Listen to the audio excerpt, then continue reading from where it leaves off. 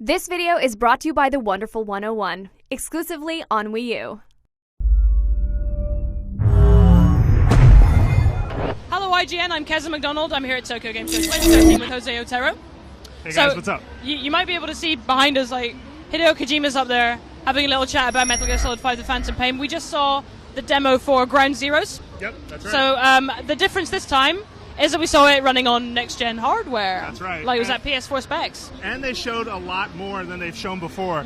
It was interesting because when we first got here, Keza and I, our expectations, I guess, kind of dipped the longer the demo played because it was the trailer that they showed at the 25th anniversary event for Metal Gear Solid in Japan.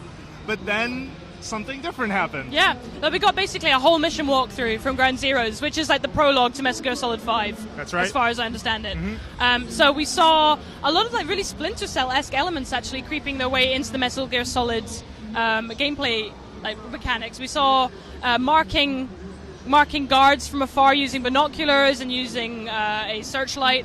We saw the map system, which is really cool. Yeah, that's right.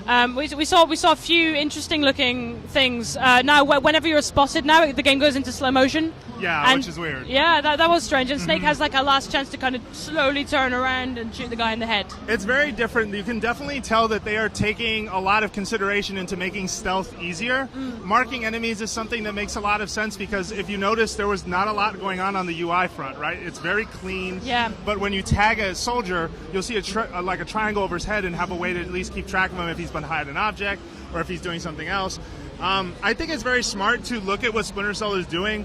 Metal Gear, for the most part, was a big leader in stealth gameplay, and then Splinter Cell came out of nowhere, and it was very different and kind of smart and easier, but ultimately something that gave players abilities to do a lot of things.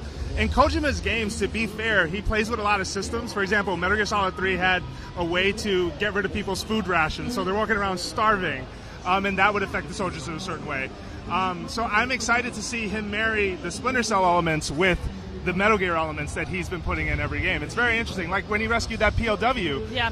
I mean, that's something maybe the PSP games have delved into, but it's kind of cool to see them revisiting that and finding new ways to use it. Indeed, and like the goal in this particular demo was to rescue this prisoner of war who was stuck in an American base by the looks of it.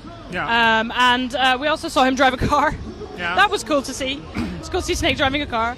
Yeah. I think that the biggest difference between, like, we saw the same demo running on PS3 spec hardware.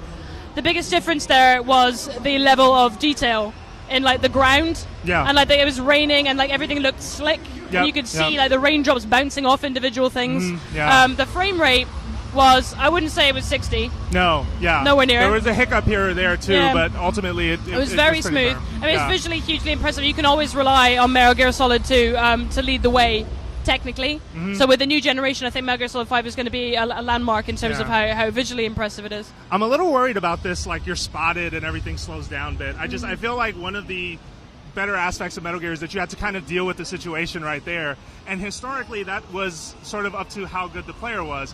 And to be fair, the controls, as each game has on each iteration of each game, they've found ways to make the controls easier and simpler for the players. I worry this might be too easy. I wonder, and I hope that there may be a way to switch that off. To be fair, I think it's cool, don't get me wrong, but I kind of want that really tense Metal Gear experience and a way to, oh man, I got spotted. Okay, let me pull out a bazooka or something and sort of see what I can handle the situation with. So from what we've seen, like, what would you say is the most exciting thing for Metal Gear fans about Ground Zeroes? Definitely something, I mean, that they've just said early on, which is that these bases can be infiltrated from any point. And I think that it'll be exciting to see more, but that's the first thing I saw that has always been on my mind. Like, wow, different ways to get into each base. That's going to be impressive because they've flirted with it before, but now they'll have it. Yeah. So for everything else on Metal Gear Solid 5 and on Metal Gear Solid Ground Zeroes, stay with us at Tokyo Game Show 2013 and stay with us at IGN.